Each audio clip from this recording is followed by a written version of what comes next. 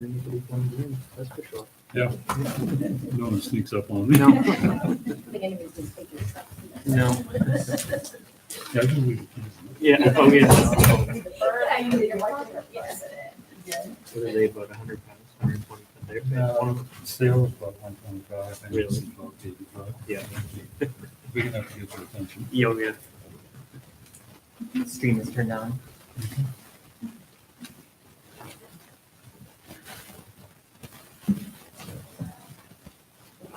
We got a fundraising idea for you, Keith. You're gonna be excited. How's your bicycle?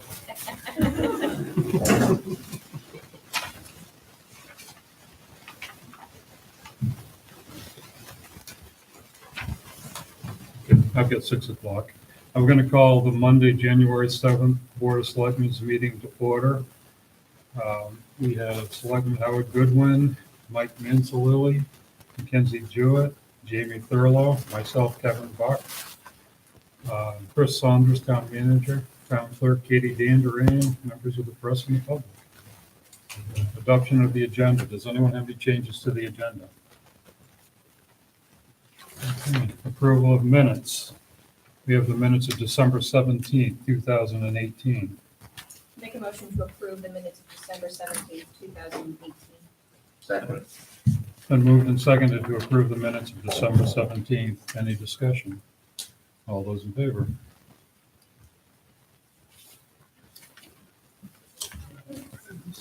Okay, approval of warrants. We have warrant number 70 for $3,247.50. Warrant 71 for $10,876.44. Warrant 72 for $10,125.61. Warrant 73 for $3,148.30. Warrant 74 for $161,814.01. And warrant 75 for $11,793.42. Make a motion to approve warrants 70 through 75. Second. It's been moved and seconded to approve warrants 70 through 75. Any discussion? All those in favor?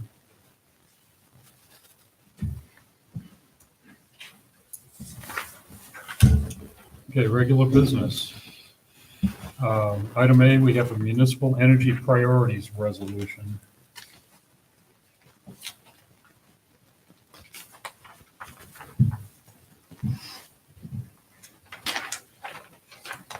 I don't know if everyone's read through it. It looks like to me the last page, the information in there deals mostly with Portland and South Portland and Central Maine Power. So I don't see how that's quite something that we have much to say about. But I know we started doing the energy benchmarking already. I'm not sure. I know they had some trouble with the company that was doing it. I don't know if you're familiar with that or not. Probably before you were there.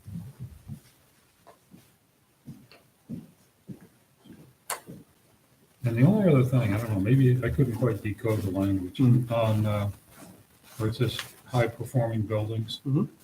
The end of that first paragraph. Okay, I don't know if they're saying they should be amended November 13 every 3 years, or I couldn't quite understand what I read it 3 or 4 times, and I don't know if it's just misprint or just didn't quite flow and make any sense. to me. Move towards net zero buildings, I guess that's what what's that referring to? Basically, it doesn't use any, it produces as much energy as it uses, well, as much or more.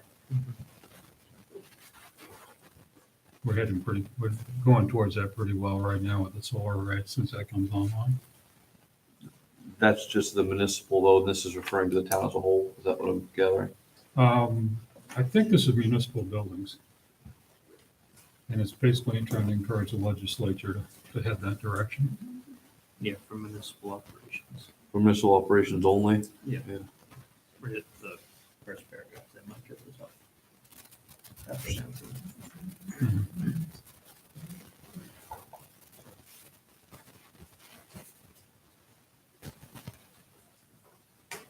So for heating the building, we're gonna be pretty close to that. As soon as the pole gets set and the wire's connected, When does that happen? 7C? the solar array's done. The uniform. Well, they building just need to set the code. pole and make the connection. And waiting on the wire to get the pole set. Is the uniform building and energy code, that's a code for the whole state though, right? It's not just municipal buildings.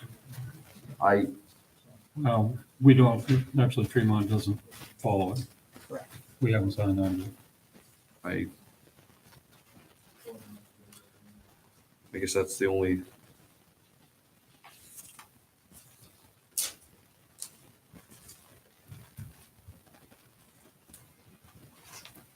I guess I could see it from a municipal standpoint, but not, the town as a whole. I guess if we could work on it a little bit. That's what I was thinking. Why don't we rewrite it a little bit?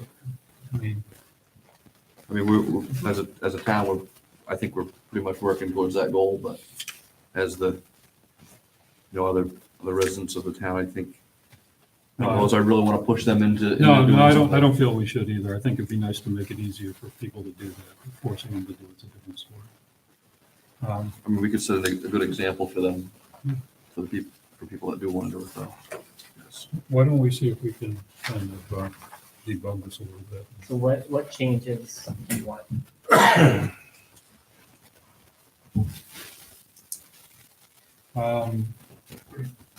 Maybe urging the legislators and PUC to maybe say grant utilities or power companies, since we don't deal with them. We're not with CMP. Yeah, and it should be statewide. Legislatures. Okay, so I'll change the word CMP to utilities. Yeah, and see if you can kind of decode that one sentence I was talking about too, Yeah. somehow. I'm not sure if it gets automatically redone every 3 years. Yeah. It didn't make sense to me the way it's worded. Maybe you can, I didn't research it enough to know. I'll try to figure out what they meant when they wrote that. Okay, and I don't know if we need to mention Portland and South Portland. I Maybe just maybe that benchmark. building and energy code thing, I just think that we need to clarify that that's, I mean, I guess it's one thing to bring the town's buildings up to a standard, but to ask everybody to do it moving forward, that could be costly for some people, depending on what type of building they have.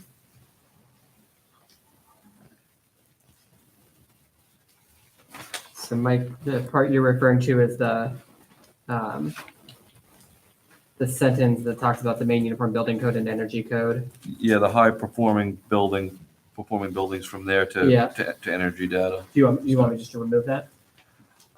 I wouldn't be against it. I think the rest of it looks pretty good. It's just, to me, it seems too vague, really. Well, I think all they're doing, they're trying to state that, and they're just saying, try to bring it, the next paragraph, Mike. Mhm. Accelerate the, trying to bring the code up to what's current. It's behind the curve. And you're building too, I mean, things are changing fast, Yeah, and just, to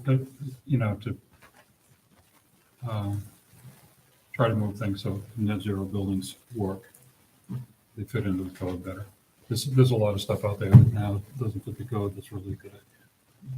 So I think it's more just encouraging them to do that. I'd just like a little time to read up on this, I guess, Okay. do a little research on it. So I'll clarify. I'm that. not gonna say I don't agree with it, but I just want some clarity with it. So I'll try to clarify that one sentence, but otherwise I'll leave that high performing building section in Yeah. there. Then just next meeting. we'll Yeah, look you don't have to, you can, if you want further changes, we can do that. Okay, thanks, Chris.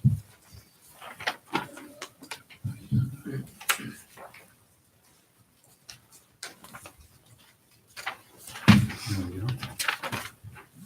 Okay, item B, smoke-free policy.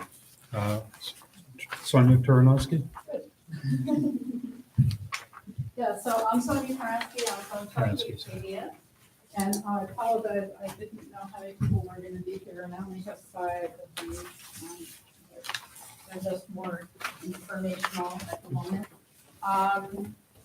So, I work for Healthy Acadia, I don't know if you know about Healthy Acadia or nonprofit health organization that works in Hancock and in Washington County, and we do a variety of different things in the community, and what I'm here today to do is to talk about smoking, non-smoking. And what it really is to try to encourage you to upgrade any smoking policies that you may have, or if you don't have one, to bring one in.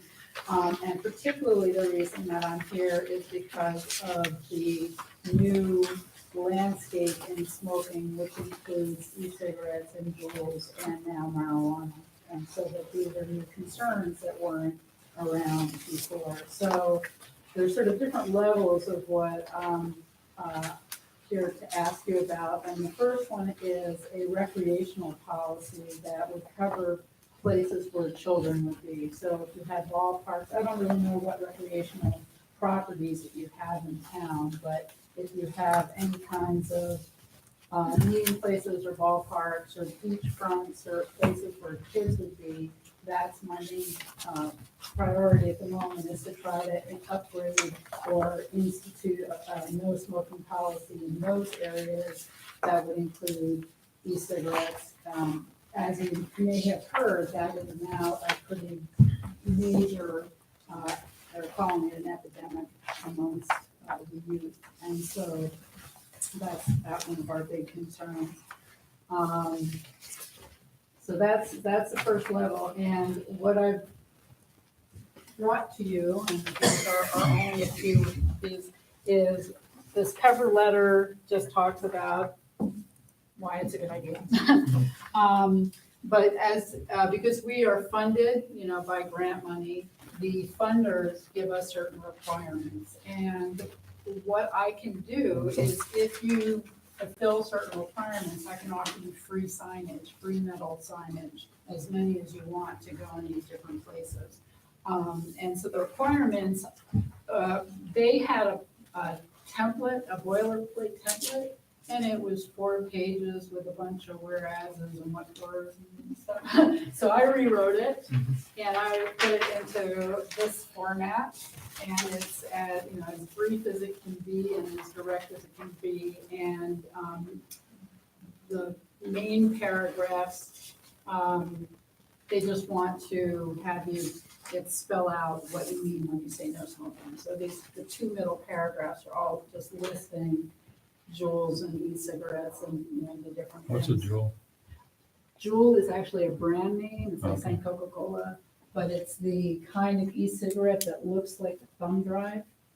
Okay. It literally looks like a. Rented in the high school. Oh, really? Oh, Huh. it's huge. It's huge in there. Really? It's a terrible epidemic. They look like, the teachers can't even tell because they look like something that you stick in your computer. You actually recharge it in your computer, so you stick it in your computer. And it is so undercover that they're doing it in class even. Wow. And one Juul pod is the equivalent of a full package of cigarettes in terms of nicotine. And anyway, I could go on.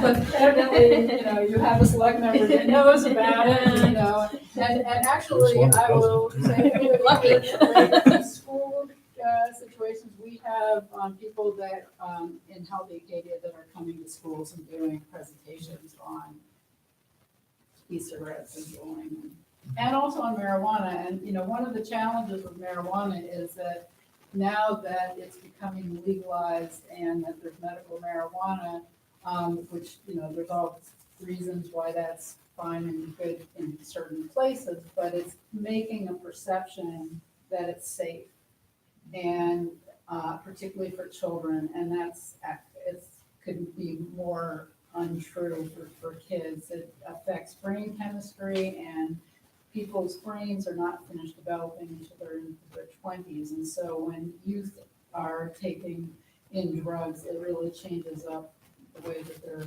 brain is developing. And so it's very important with marijuana, particularly, that if they do imbibe, that they wait until they're old enough. And so we really try to prevent youth from from smoking pot. So, Isn't that banned in public places as well?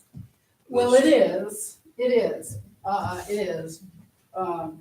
And yet, just because it's banned, it's Right. happening anyway. It's happening anyway. And so, yeah, some of these things are, so what I'm asking for is a policy, not an ordinance. If you didn't, you know, you're welcome to do an ordinance if you'd like, but an ordinance requires enforcement in a way that most of our rural communities aren't not in a position to do. But a policy allows you to enforce it, which gives you the ability to, you know, that parents can just say, you know, don't smoke because there's a sign, you know, it's, we've taken a stand and it's something that we're opposed to.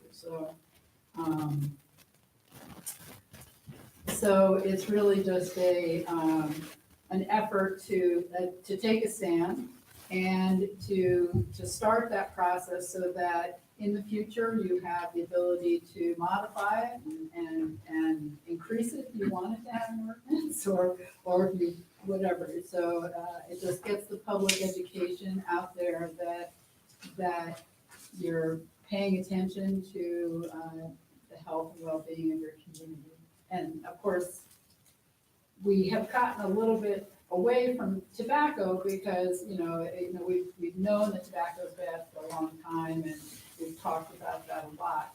But there are still many smokers and secondhand smoke is still very devastating. And tobacco, I don't have the actual data to quote it totally accurately, but tobacco-related deaths are more than all murders and suicide and drug deaths all put together. It's huge. And this is, the most preventable illness that we have is tobacco-related illness. So it's a way for the town to take a stand to support the health and well-being of your citizens, of the visitors, and particularly of the kids that we're coming up. So like I said, the first round would be to encourage you to work with policies aimed at recreational areas, if you have any of those. But then I don't know if you have just municipal policies that cover municipal buildings and this building, or if you have other gathering spaces that could also be covered by that. But they're kind of, you don't have to do both. You can do the recreational one is the one that I'm mostly proposing. And as I said, if you go for it and if you go for the short policy that I've presented that has the fill in the blanks, I've made it really easy. Or you can make it stronger and bigger if you'd like, that's okay too. As I said, I can provide free signage. So, is there any questions that you might have? Is there an age limit to purchase, minimum age to purchase the Supposed to be e-cigarettes 21. and It's the all other? supposed to be 21, Okay. but the problem with e-cigarettes is that they come online and it's no problem. So what's happening right now is that all the government agencies are starting to really realize how bad the situation is and they're starting to crack down. One of the big changes that's happening is that e-cigarettes are flavored, and so now I'm sort of stepping out of my Healthy Acadia thing and into my Sonia on the soapbox thing. But when people started understanding that tobacco was bad, the tobacco companies started losing money because they couldn't convert new people into smoking at the same rate. So when e-cigarettes came along, they saw an opportunity to get a whole new group of addicted people. And so they have actively, and it's been shown legally that they actively have targeted youth. And one of the ways that that's happened is that the flavors, you have gummy bear flavored, tropical, root beer punch, and literally you have the packaging is like pink unicorn glitter, cherry flavored, like who's that for? You know, honestly speaking, or camo root beer. It's like it's really aimed at enticing these young kids with candy flavored stuff. And actually leads me to say that one of the new instances of admittance to emergency rooms is kids that are drinking the flavored juices because they're packaged like fruit punch or cherry punch. And I mean, the box looks like, that it's fruit juice. And little kids think it's just another thing. And the same thing's actually true with the marijuana that you can buy from the dispensaries, is that they're packaging it to look like candy bars and gummy bears and different things. And a lot of children are getting poisoned because they OD, they take too much. Maybe Juice realize, box. maybe realize how far of the loop I am. Well, and it's one of the reasons that we're out here educating, because a lot of people don't realize. And, as far as medical marijuana or, the legalization of marijuana, it's really like the Wild West out there right at the moment. There isn't a lot of knowledge and there isn't a lot of legislation. And so stuff is coming out that is putting a lot of people in danger, or particularly kids, like I said, all the fruit juice. There's literally a box that looks like, you have kids and you have a juice box, there's literally a juice box that has apples on it and it looks exactly like the apple flavored juice box. It's the same exact thing. Or, anyway. I'll get off my but it's important, I think, for us to, as a community, I think it's important for us to pay attention and to at least start putting the building blocks in place so that as the stuff becomes more obvious to us and we learn more, that we have the ability to moderate it. So. No smoking policy that includes e-cigarettes and marijuana would be a good way to go. I've had no problem with that. I'll make a motion to authorize the town manager to draft a smoke-free policy for Tremont, including e-cigarettes and all of the above. Is that So this is, we're recommending the public basically not to smoke on the property. on town property? On town, yeah. So it'd you be- would be including, But we're not enforcing it. no, so, okay, so what it says, see, we have to kind of be tricky, how it works. And what it says is the municipality is authorized to take reasonable steps, including signage and other communication tools to achieve compliance. So that's what it says, is that you have the authority to achieve compliance. You don't have to do anything else other than put up a sign. The only thing I wonder is, does this encourage people smoking vehicles, which is even worse?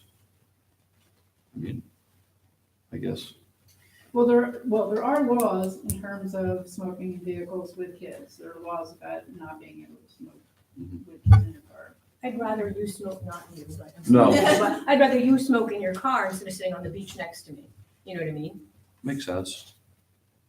I think you have to figure out, Chris,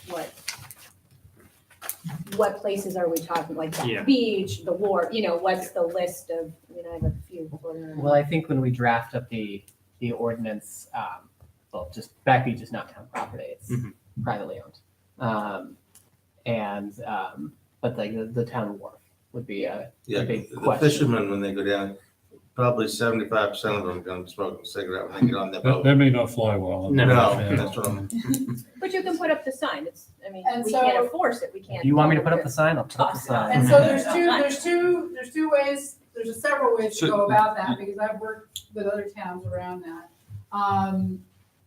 One is that you can put up the sign and that, you know, people that are going to pay attention to it are gonna pay attention to it, and people that aren't. And one thing about that is that you're giving the message to the young people that, you know, because the people, the fishermen, they're already there, you know. You're not gonna change their mind, or maybe you will, but, you know, that's not really who this is geared at. This is geared at the young people coming up and just sort of saying, as a community, you're taking the stand that, you know, you're trying to prevent that. I think I support that. I mean, I don't know as I could, it'd be hard to write an ordinance to tell people you can't smoke in town property, because they're gonna do it And anyway. that's why it's a policy and not an ordinance, and that's, you know, why you have the opportunity to write an ordinance if you want. Blue Hill is trying to write an ordinance, and they've actually spent a year struggling with trying to write an ordinance, and it's not getting anywhere, but, so that's one thing about with the fishermen. The other is, and, I say this hesitantly, but, if there are areas that you want excluded from this policy, I can help you instruct the thing to keep, so that it covers all the areas that you want it to cover, and it doesn't mention what areas that you don't want to cover, and it still fulfills let me back it up. You can write any policy you want, and it's not for me, it's for you. My concern is, well, number one is that you do something, which is a good, but if you want free signs, then, you know, we have to work on making sure that what you write actually fulfills what my grantors want, so that I can give you free signage. But if there are areas that you want to keep excluded, I've worked with that in the past, and you know, it's a little bit underhanded, but we can do that. Do you have any examples of what the signs look like? You know, I apologize, but I can send you a picture. Are they, I mean, Some of the, okay, they're two, they're three. No, they're two, and they're green and they're white, and they look, like your basic sign. There's a bigger one like that, and then there's a smaller one that's 9x12. They're both outdoor signs. One is metal, the other one is this, I don't know what it is. It's kind of like a PVC, but it's not. It's a thicker board. It's like a marine quality exterior sign thing. It's lightweight. They're both meant to be outside. And I can send you actual pictures, but it's, you know, a green thing, and they now have two no smoking emblems. One has a cigarette and the other one has an e-cigarette, you know, so that they now have a new emblem for that. And it says this area is a smoke-free area, and then, you know, it's pretty direct. And like I said, you can, as long as, we do have to kind of justify it, you know, I mean, I can't give you 100 signs, but if you list out the places, I can give you as 1 or 2 signs for all those places if you want them. As long as they're- I mean, Did we get a second? Not yet. I'll second it. Okay.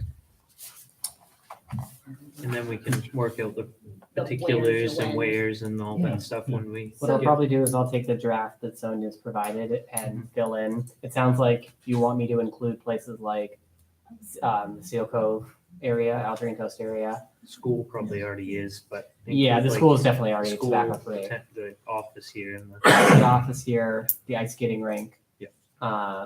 The wharf. I think you should put one up at the wharf. I mean, we all know what's gonna happen, but Yeah. it well, doesn't if you're gonna hurt. put one in Seal Cove, you'd have to put one up the walk. True. Yeah.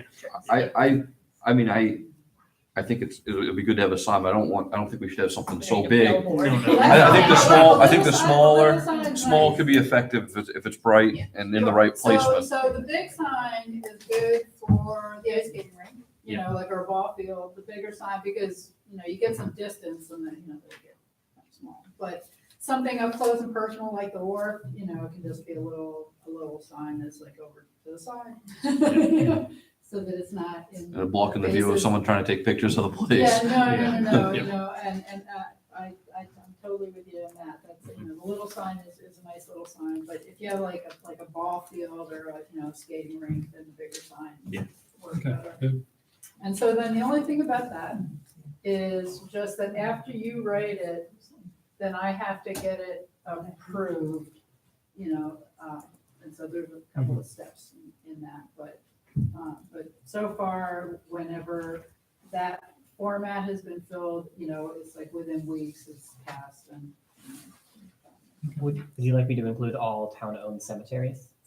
I think that's a little, I think we're going a little. I think with a cemetery, I think it's, they don't get visited enough to. Yeah. So not cemeteries, I'm just thinking kids, of other yeah. Probably questions not a that'll lot come of up kids, yeah. No, I was thinking as I'm drafting this. like fire station. What I thought of obviously was like school, fire station, Yeah, the office here. Town garage. Town Yeah, garage. town garage, yeah. Just like- And even if we had Town to have our own vehicles. signs made, you know, if we had to. They're town vehicles. Town vehicles, Yeah. put one on the dashboard of all of it. That's good goal. Just saying. It's been moved and seconded to authorize the town manager to draft a smoke-free policy for Tremont. Any discussion? All those in favor? Yay. All non-smokers. Thank you. So just really quickly, Chris, and everybody else, oh, gosh. I was in such a hurry that I neglected to include my card in there. Here's my card. And so if you have any questions about that. I'm gonna keep this. Sure. And if And you could then- send me a soft copy so I can. edit Yes, it. absolutely. And then the only other part, I mean, I'll definitely come back with signs and things, but the other thing that I will need is officially the date that you adopted. Okay. You know, and then By the way, that looks a lot like a cigarette case. it is, but I repurposed it. I Okay. repurposed it as a business card. It is a case, you know, cigarette like- case. It is.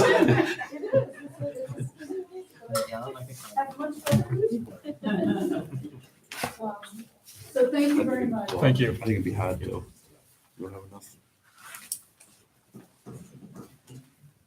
Okay, next up, we have update on solid waste and recycling. There have been even updates since I wrote the memo and sent it out to you.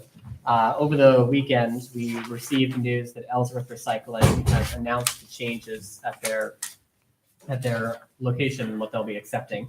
So I've included a handout that you all got at the beginning of tonight's meeting that shows what's currently accepted or collected at the town office, and then as of February 1st, what Ellsworth will only accept. So you can see that the categories have been significantly reduced. Some major changes. Mixed paper is no longer going to be accepted. Instead, it'll be newspapers, magazines, catalog, advertising flyers, and not junk mail. There's been some emails back and forth that I've been CC'd on along with Carrie. It's not clear what junk mail means. Like that's a pretty vague category. Glass. This is another sort of open question. Glass and mixed metal are not included as things that they'll be accepting. Cardboard, it's confusing, but it's thick corrugated cardboard. And I think the best way that I can describe it is the box that Amazon Prime things come in is not included. But right? Is that your understanding as well? Yeah, I guess I'm thinking it's just, just regular brown. Cardboard would not be included. No, Oh, that would be included. would be. Okay, I thought it had to be thicker than that, like really heavy duty cardboard. Yeah, I need to clarify. Okay, that. yeah, I think the super thin cardboard Yeah, It's not accepted even if you look real. yeah. see a little bit of Okay, coordination like there. cereal boxes are definitely not included. Yeah. Um, That box is not included. So we may have room to move the dumpsters soon. Well, so now we're really in a wide open question. So, Can we take everything to EMR? if you want to, I think there's questions that need to be answered before you could fully make that I mean, decision. they're about set up, costs. they're set up to take everything that we've got here. So we're ready for dumpsters altogether. I think that's I- definitely an option that should be I on the would table. love to see those gone from the town property. I'm sorry, but I'd rather, I like to recycle stuff. I take stuff to Southwest Harbor, but I never take it Yeah. here. And I'm neutral and just to raise the other side, the other argument is that the dumpsters here are available 24/7 versus EMR, which is whatever EMR's hours are, so you can't drop off your recycling whenever you want, whereas you can here. But And we couldn't put it anywhere like over no, you by probably the could. by ice rink somewhere. Do you have any? You could. I mean, I Hauled over. I just think right here, it's visually, it's not very nice when you pull into the town. I thought we were gonna move them Office. over here. We don't have enough room. I Wasn't don't think you were at enough that room, meeting. Gotcha. But they We keep, measured if they it. keep Okay. reducing what they can take, we may have room. And if we do move them, I think it doesn't matter if it's over by the ice rink. I think they should be fenced in on at least 3 sides and on a slab, so the stuff's not blowing everywhere. That's, It is messy. I mean, Yeah. like, for example, C Street dumpsters, that's a good example. They have a cover on theirs. They had sides on them. I don't know if they're still using that, but Yeah, I think the ideal, and it Northeast, just but- all it costs is money, but Yeah. the ideal would be a pole barn. I don't know if you've seen the Right. what Mount Desert has in Northeast Harbor, but one of the issues that I wrote about in my memo is that when our loads have been getting to Ellsworth, there's been a ton of liquid weight in those, just because rain and snow gets in there, and we're paying for liquid, which is Yeah. pointless. Mhm. So if we could cover it and keep liquid out, that would be a major benefit. looking to see what maybe other towns that have a similar situation are doing. Yeah, because I think that actually that's a good idea, Mike, down by the skating rink. If you went back in the edge of the woods That's- facing the Bass Harbor side of it, that might be a good spot. You've got a nice long stretch right there, and And I mean, even if we had to put a little gravel in there and just neaten it up a little bit so people could get in and out of there comfortably. Yep. Or even, I mean, pave a little bit of it, it'd be better than having it right at the town office. yeah, because I think having it accessible 24 hours that's Yeah, that's encouraging helpful. people to take care of their stuff and to recycle. It would be nice to put a roof over it. I know, Just to get- I guess I go to Southwest because I can bring home more than than I take there. Yeah. I know if we could figure out a shed roof or something, or even Yeah. just a slab for now, just a Yeah. small slab, and then work your way over time. Well, I think if we do it, we go all in. I mean, if we're gonna do it, we're gonna spend the money one way or the other.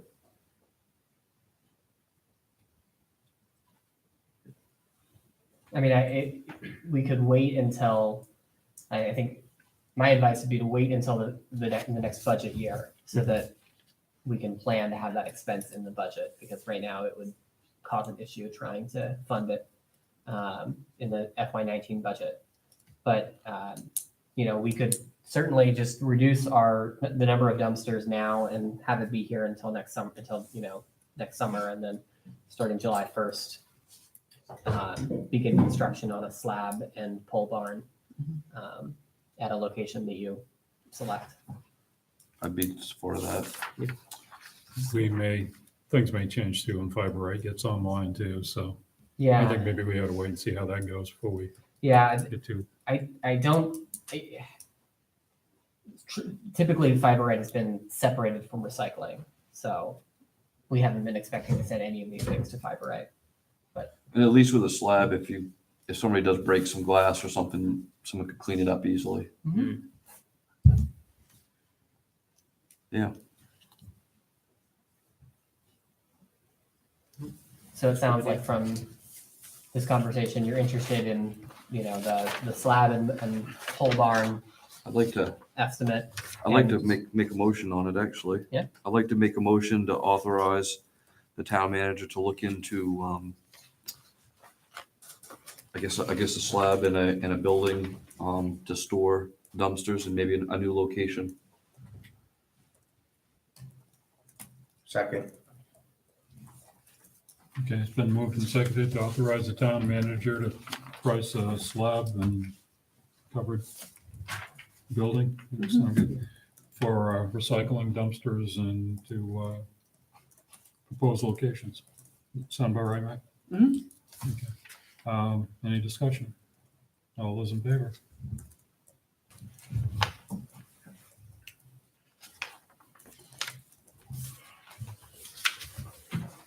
And then the other side of this Yeah. was the apparel bin. And you're saying apparently Fiberite doesn't take, or They want to keep, fabrics mess up their process. yeah, they want to keep textiles out of the stream, and so they're offering these apparel donation bins for free to interested municipalities.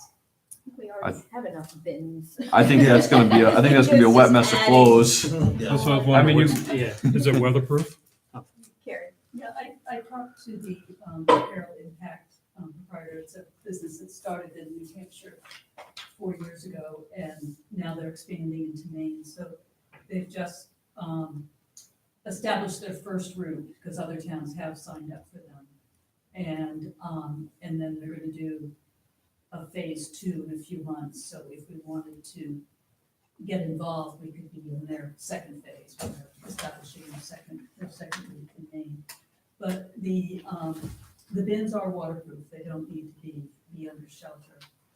And they will accept clothing and accessories. I mean, it's clothing, shoes, backpacks, purses, scarves, sheets, towels, blankets, clothing in poor condition is okay. They will come and collect. There's no cost to the town. They'll come and collect every 2 weeks unless our volume, the history of our volume doesn't warrant them doing that. They'll adjust their schedule. And he says that 80 to 90% of the items that they get are reused, and they go to the thrift stores and various places. They give significant amount of clothing to families that are in need just for free. It's a veteran-owned company that employs veterans. And what they're planning to establish a hub in Bangor, which is where they'll have, teams of sorters. The stuff comes in and then they sort it and grade it, and depending on what grade it is where it goes. And the textiles that aren't in a condition where somebody would want to reuse them goes to a factory where it's manufactured into wall insulation, or sometimes ends up in cars. So anyway, that was the information on Apparel Impact, and it's just up to the town to decide if it's something it wants to do or not. But apparently Fiberite doesn't want our textiles, so that's the factor. They, I mean, and that's- the most often they pick them Storing up it. is 2 weeks. Yeah, Okay, that's the only concern I can come up with, is if it starts overflowing. if it was too much, they'd probably just give us a second bid. I think I just don't know if we should be, storing people's discarded clothes. I think if, like, when I get rid of clothes, I take them up to Goodwill, where there's a place near the bowling alley in Ellsworth that accepts tons of clothes there. I'm all for recycling my clothes, and stuff that I can't use anymore, but I just think we've got quite a volume of stuff out here we're processing already. I'm kind of under the opinion of someone, they're going to pick it up and provide us a place to leave it and deal with it. I don't see it's much cost to us except for a little space. and if it goes to people who Yeah, I mean, need it, then I gotta tell you, I try to donate stuff too, but I don't always make it. yeah, Sometimes that's my trouble. It's hard to make it sometimes. Keith? So, from the fire service side of it, I guess I'd emphasize with Mike, and just as my position, that there's a place in Ellsworth that we take all of our clothing to, and they offer everything free to anybody that's been in a fire. I personally would like to see, maybe if you're gonna put up this nice building, and have more signage saying where these places are located, more into education, but Mhm. I think that might actually hurt or harm some of these local charities nearby, but I could be wrong. I guess if it's just disposable, nasty stuff they want to throw away, but I think we should try to encourage them to still donate. I think we should encourage them to send it to Ellsworth as well. Some of these donations will end up at those places that Keith is talking about, right? Yeah. Thrift stores and other places that people can go, so.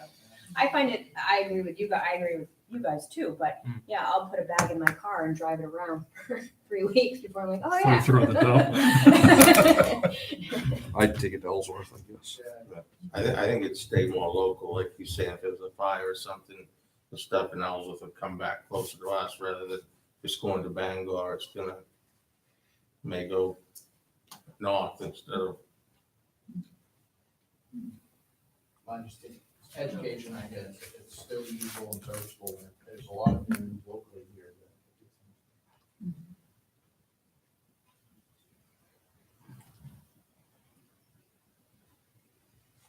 that. Mm. I just think it's one more thing we have to. But she says we don't have to deal with it. They bring it, they empty it, so we don't, I mean, we have to find a spot for it. Where would we put it? What if people start stuffing trash in there? I mean, Is it the that, the dumpster's full and then They just, they deal with it? yeah, there's no cost to us, they just bring it in, we tell them where to put it, and. But like what Mike said, if people are putting garbage in there or things that aren't supposed to be in there, they're gonna be the ones that deals with I that. think so, because I don't think we're gonna be going into the bin to even see what's there. I mean, I think Okay. Yep. they're and if it's overflowing and there's bags of such as at clothing donation places, if there's bags of clothing outside of it, how do we handle that so we don't detract from keeping things neat and orderly? I guess that's my only other concern. Mhm. So could I we do don't know. I part mean, of the that's- phase 2 and see if we could get answers to some of those questions? Mm. Because he's right, like Where's the, in Southwest, a lot, it's usually full. You, Because I take things, and there's usually bags out There's all bags. around it. it's like a And then the returnable animals are collection going place. to- There's Yeah, always on a bags regular out in front of it. basis. I think that probably because they're not picking it up on. a Right, regular right, basis. right. So we've got Right. someone who's gonna be Yes. on a regular Yeah. schedule picking it up, and if we regularly have too much stuff, they'll probably just suggest bringing over two, but we're a fairly small town, I don't know that we're gonna need more than one bin. Mhm. We won't Yeah, know until- that's the only concern I've got too, is just that it starts overflowing, but I think it's worth taking a Give it a shot at. try. Yeah. I'll make a motion to authorize the town manager to request an apparel donation bin from Apparel Impact. second? It's been moved and seconded to authorize the town manager to request an apparel donation bin from Apparel Impact. Any discussion? I say we try it and just see if Yeah. it, see if it If we don't, works. if we don't like it, we just contact them and tell them to come pick it up. I think so, I didn't We're not- ask him that question, but I'd be happy to, We're not under any like contract or obligation to. not that I'm aware of. Okay. Okay, all those in favor?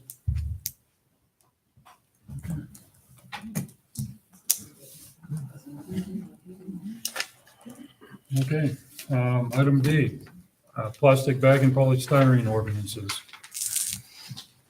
You're gonna do a presentation. Well, I really haven't done much of the legwork, just the communication with you guys about this. We have two draft ordinances in here. They are based on what Southwest Harbor passed a few weeks ago. They're just in the town of Tremont's template. I made a few minor changes from what Southwest Harbor passed, mainly about on the enforcement side. I made it so that the town manager is not responsible for enforcement, but rather the code enforcement officer is responsible for enforcement. Chicken. Exactly. We have a code enforcement officer for a reason. Okay. We do pay him. So in any case, you also requested that we reach out to local businesses to try to get a sense of their feelings about this. I personally spoke with Norm Hansen. I put his general feeling in the memo, but I'll just repeat it for those who haven't seen that. He's neither strongly in favor nor against this. It's as I think his quote was, "This is something that's coming anyway." So he was sort of like, "It's fine, it is what it is." And then I know that Carrie and Jill have spoken with quite a few other locals, so I'll defer to them to describe that.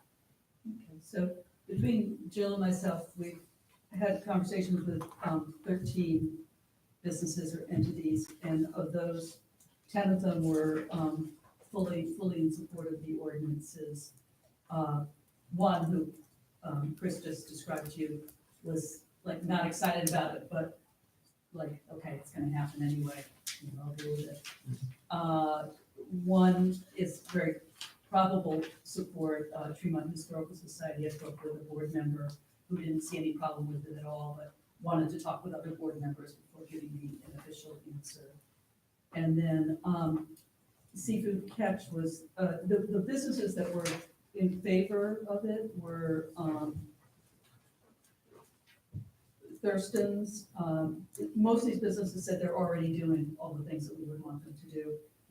Thurston's, Salt Meadow, Mainly Delights, Gordius Garage, Parsons Greenhouse, Craig McCune Pottery, the library, the Seacliff Auto Museum, the Tremont Congregational Church, and St. Andrew's Church. Seafood Catch did not like the idea of an ordinance, but the fact of the matter is they're already doing the things they want us to do. They just don't like the idea of it being an ordinance and being a rule, and concerned about the burden on the towns for enforcement and things like that. They actually don't really have to change hardly anything. Not too much. Yeah, they still have styrofoam cups that are going to use up what they have and then complete their transition from styrofoam. And they do occasionally send home bags of bread in a plastic bag that they found somewhere. But other than that, they really are totally in compliance. And it's not And going also, to just like general to-go stuff goes into plastic bags a lot too, I think, when people feel like they need a bag, but they tend to bring their reused grocery bags and use them, but that'll become hard to have an ordinance about that. So it could mean that they start having paper bags instead of plastic bags, but it wouldn't have a big impact on the business. And then there were 4 that we contacted and, sent them copies of the ordinance and told them what it was all about and didn't get anything back one way or the other. For the record, Marge was in Hanson yesterday, and she said she came out with stuff in a paper bag. So I think they're making the transition already. They also just bought a lot of reusable bags that say Food Mart on them, that they're selling right when you come in. Yeah, they're supportive. You haven't noticed a lot of those things you get like leftovers in at restaurants pretty much everywhere now are not polystyrene Yeah. anymore.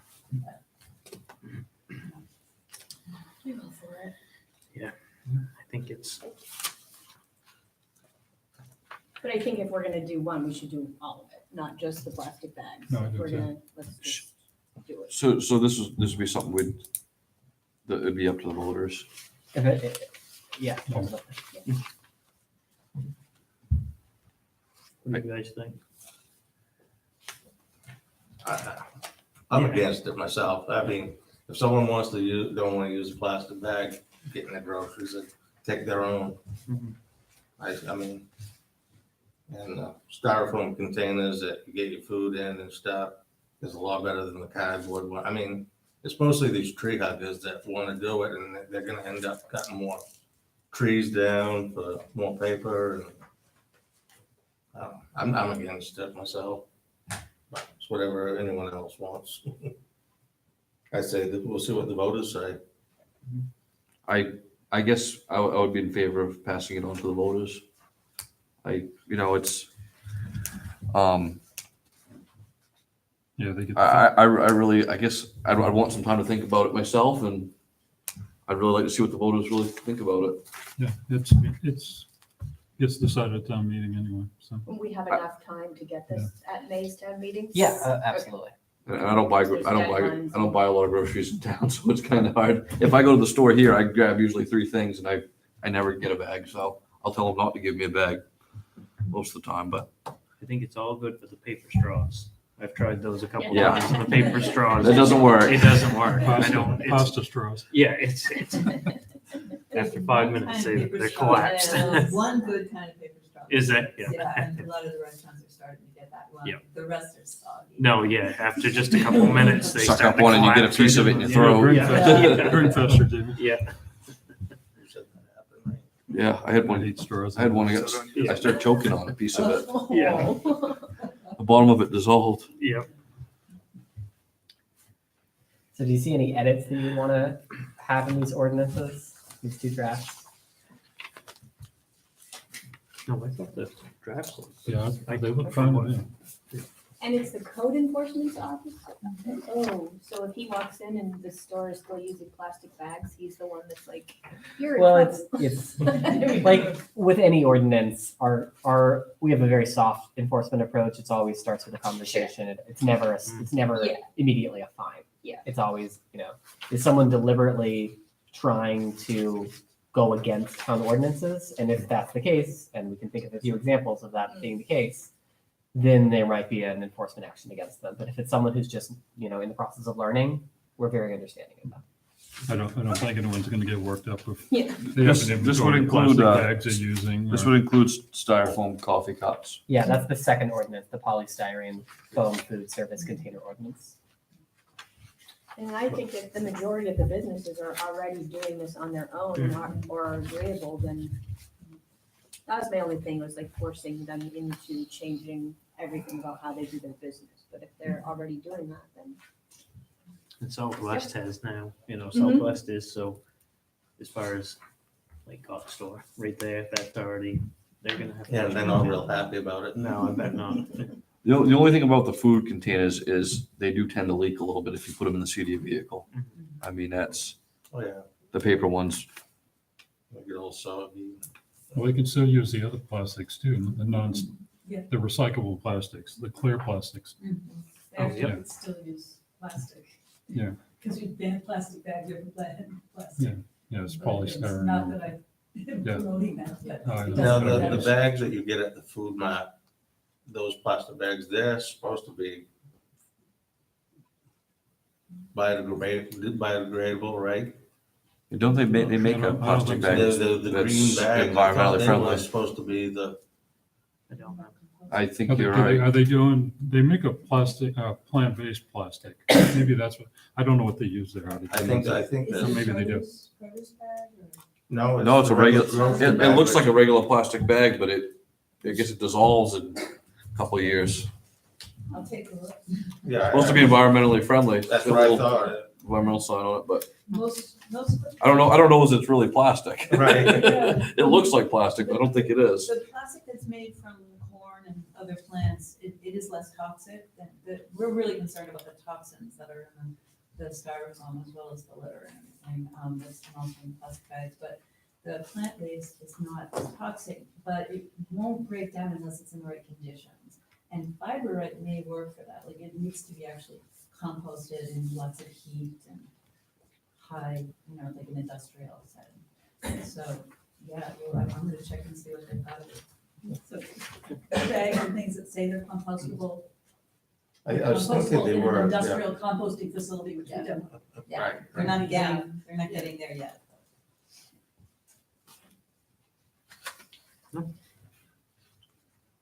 And then the last decision that you have to make on this is, do you want this to be decided by an open vote or by secret ballot? Secret ballot. And then if someone makes a motion to that effect, there's a draft motion in your memo. Make a motion to place the single-use carryout bag ordinance and polystyrene foam food service container ordinance before the voters as a secret ballot vote.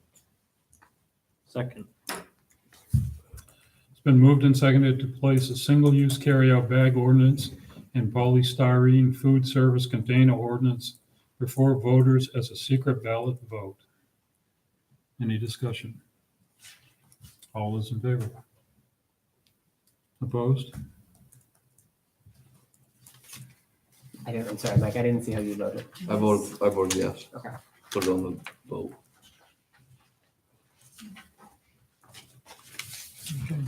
Carrie? Do we also, Chris, do we also need to make a decision about a public hearing? Well, we'll schedule that and bring it So there back. will be a public hearing. Yeah, so a secret ballot means that there has to be a public hearing before the actual election. So we'll schedule that. Okay, great.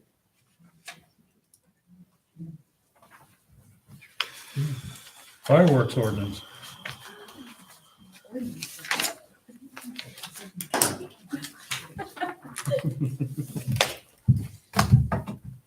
I've got no problem with the way that one's written. Are these gonna be, these secret ballot, these gonna be separate, just really quickly? Yes. Okay. Yeah, these are They're gonna be two- written as separate Correct. questions, okay. No, that's what we talked about before, isn't it? Just around the 4th and around holidays and then, We're doing fireworks now. yeah, that's what, yeah, and then, any other time would just be. By permit. Yeah. That Just sounds stop fine. in and grab. So the permit. we got those times right because there's a lot of different times that are listed there. You know, that covers a lot of territory, I think, yeah. Well, just the 3rd and the 4th of July and New Year's. New Year's, weekend following, it says. Well, around the 4th and around New Year's. That's, See, that's And pretty if you reasonable. wanted to set them off on your birthday, you come get a permit. yeah, that's fine. yeah, you just stop at the town office, get a permit, and you're all set. Yeah, great. Can that has to be through the town office? Yeah, it'll be another code enforcement officer application.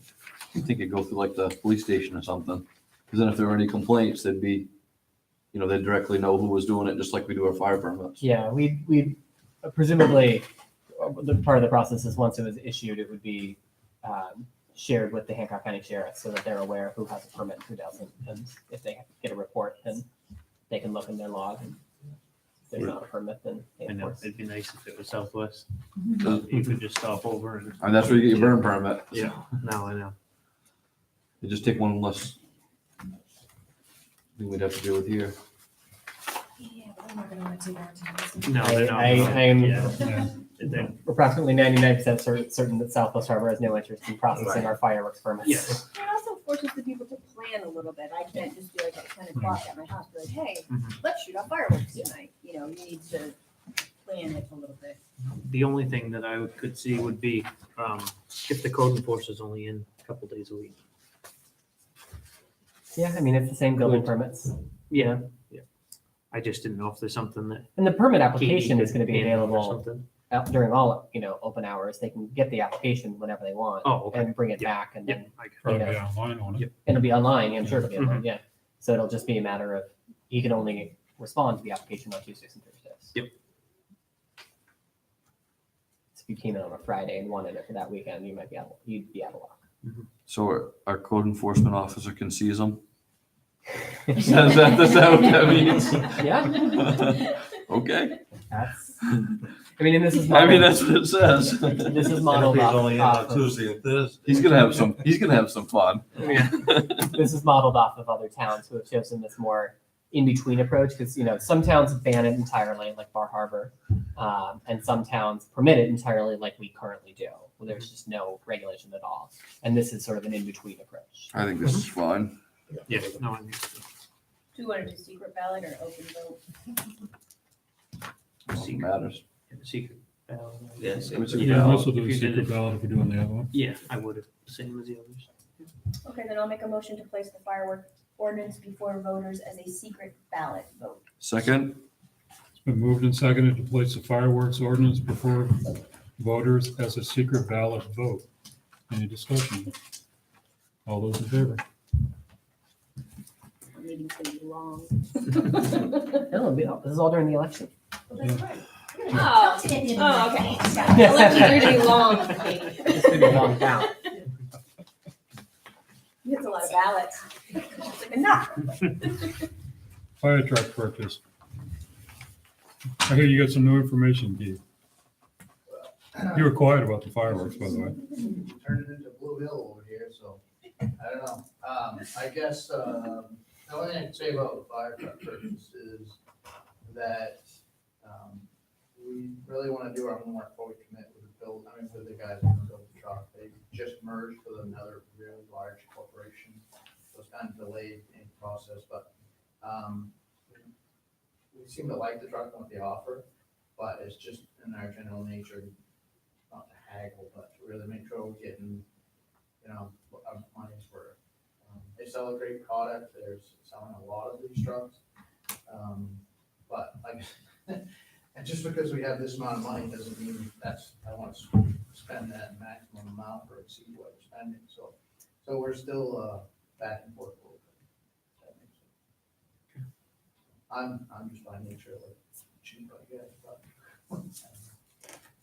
And the alternative is that, the manufacturer we got our last few trucks from can provide not exactly what we want, but a very similar truck to what we have now for actually a little less money. So if we just can't find the solution the way we want to be, that we may go back to that alternative, and then our next purchase, which is 3 years away, we might have figure that out. Just to give you a heads up. Yeah, a lot of work. You guys know what it's like, just creating ordinance, just go back and forth and truck committees and figuring out what we want. It's just very time consuming.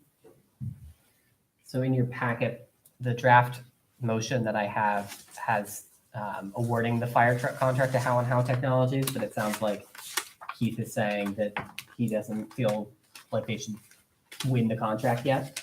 So what you could, if you so desire, you could pass a motion to authorize the town manager or my designee, who would be Keith in this case, to sign a contract with How and How, but you know, he might not, he might just choose not to.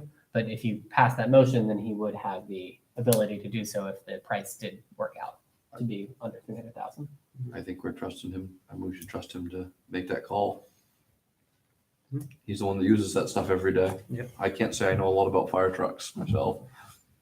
So if you just delete the first part of the motion, which is to award the fire truck contract to How and How Technologies, and just don't include that, just have it start with to authorize the town manager or his designate, da, da, da.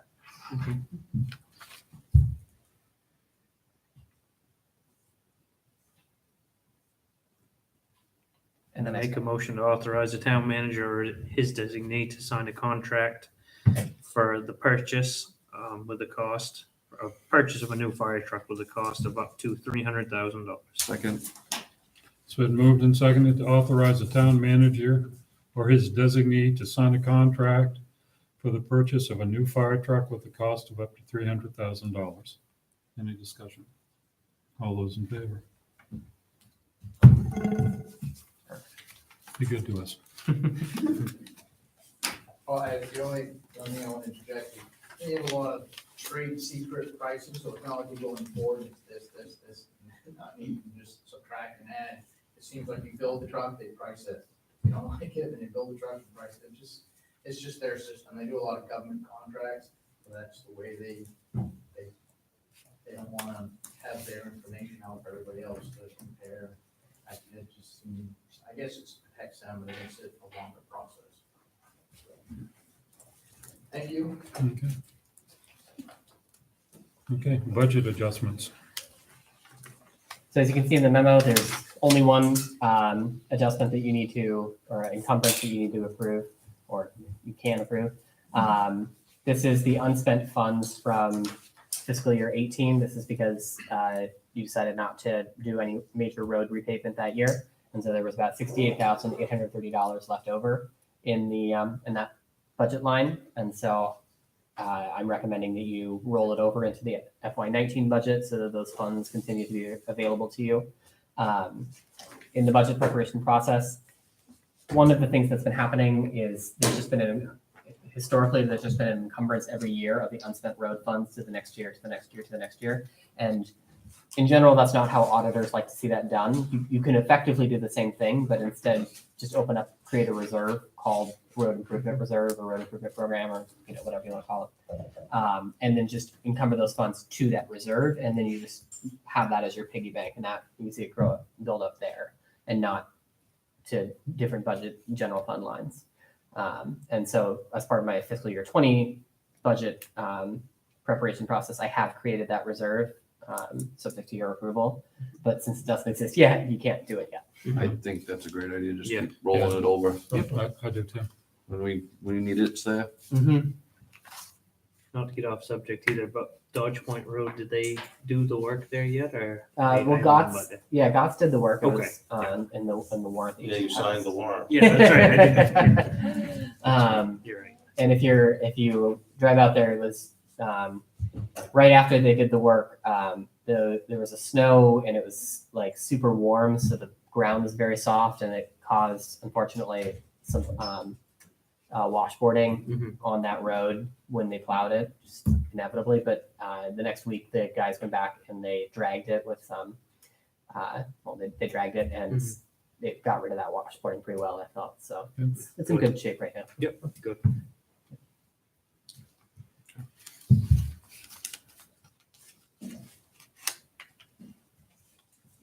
Someone want to make the motion? Oh, I'll make a motion to transfer and encumber fiscal year 18 appropriations as proposed by the treasurer. Second? Been moved and seconded to transfer and encumber fiscal year 18 appropriations as proposed by the treasurer. Any discussion? All those in favor?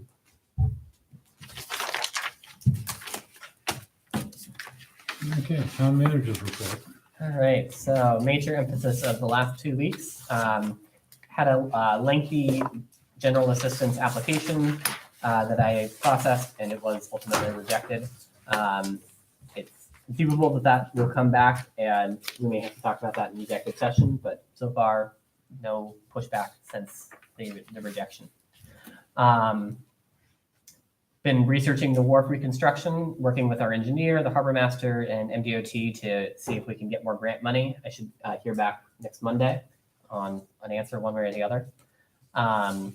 Been doing lots of budget work, been drafting the plastic bag and polystyrene ordinances, working with the library board on the general contractor contract, which was signed today. So there are still a few loose ends that need to be tied up before work can begin, but we are definitely making a lot of progress. We are finalizing the audit. The motion that you just made just about wraps it up. So the auditor will be here at the January 22nd meeting to present. And then the solar array was completed. So we're very excited to have that come online and start reducing our electricity bills. Some minor projects. I did have a resident come in and complain about the Dodge Point Road in general with the washboarding and just overall with the road. This is Tim Goodwin, and he wanted me to pass along to you that he would like to see it paved all the way down to Shone Lane. So I passed that along to you.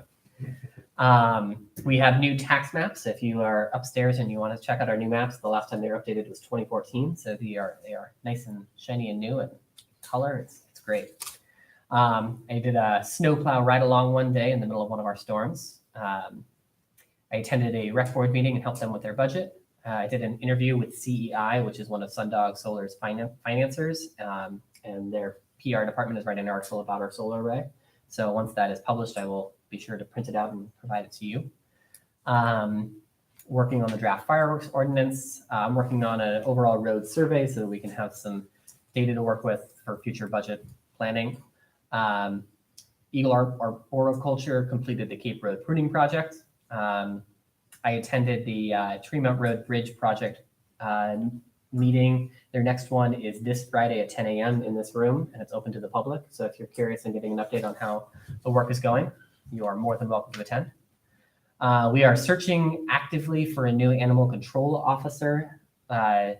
Recruitment tactics so far have included advertising in the Islander, posts on Facebook, recruitment calls to local ACOs, and so far, no interest. So Hancock County Sheriff thinks they may have something in the works, but I've heard that before, and I'm not optimistic. So if any of you know someone who wants a roughly $3,000 stipend to be our animal control officer, $3,000 a year. have them call me. Could be a raise. I am Hard enough to keep my. I am golden recruiting. retriever It can't be under any of you. I'm pretty sure that'd be incompatible offices. But in any case, we have I reported this last time. We have our new phones, and we've been troubleshooting, and the troubles are going away by the day. So they're working very well.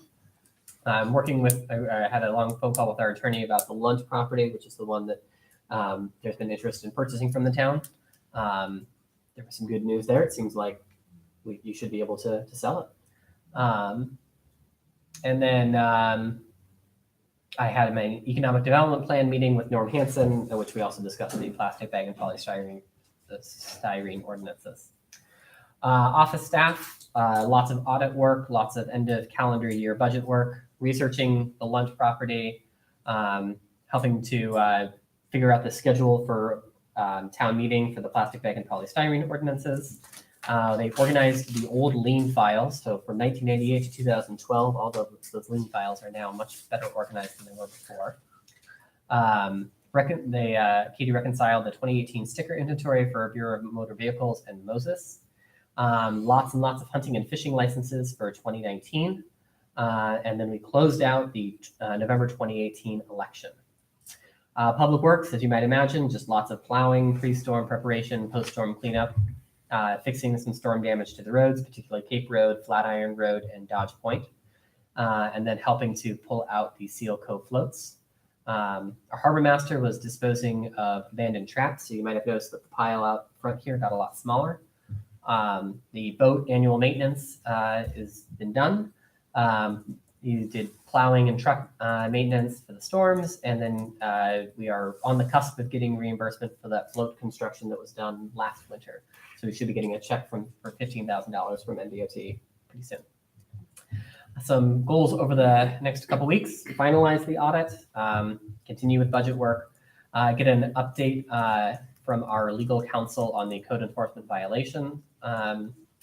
Go to that speed radar, which is the one that will be going up by the school. I finally got word that there's a training for it this Thursday, which I have to go to in order to receive it, and then I will physically receive it at that training, and so it should be going up in the near future. I'll be meeting with Misha Maitar to get an update on the Seal Cove Fishway project. Be finding out if there's additional grant funding available for our wharf reconstruction. Kevin has requested that we look into a ribbon cutting for the solar array. And then simultaneously, or like the next day, the rec board asked if there could be some sort of event for the ice skating rink. And since the two are right next to each other, it would be nice if we could have these two events around the same time. So I'll be looking into planning work on that. Our office will be closed on Monday, January 21st for NLK Day. And then there is a League of Towns meeting on January 22nd. Any questions? Thank you, Chris. All right. Suggestions for next meeting? Next meeting date. I make a motion to confirm the date of the next meeting for Tuesday, January 22nd, 2019 at 6 PM at the town office. Second. It's been moved and seconded to have our next meeting Tuesday, January 22nd, 6 PM right here. Any discussion? All those in favor?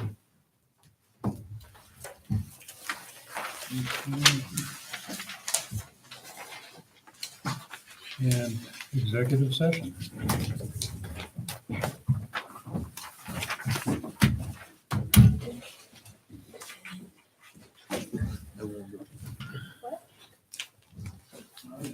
Someone want to make a motion? Hey, Jed. Stop down tomorrow. I've got a bunch of bottles. Yeah. I'll make a motion to find that public discussion of these personnel matters could be reasonably expected to cause damage to the employee's reputation and or to violate the employee's privacy rights, and therefore to go into an executive session to discuss the employment, appointment, assignment, duties, promotion, demotion, compensation, evaluation, disciplining, resignation, and or dismissal of an individual or group of public officials, appointees, or employees as permitted by 1 MRSA 405.6.a. Second. It's been moved and seconded to go into executive session. I'm going to warn that. Any discussion? All those in favor? We are now in executive session. That's nice.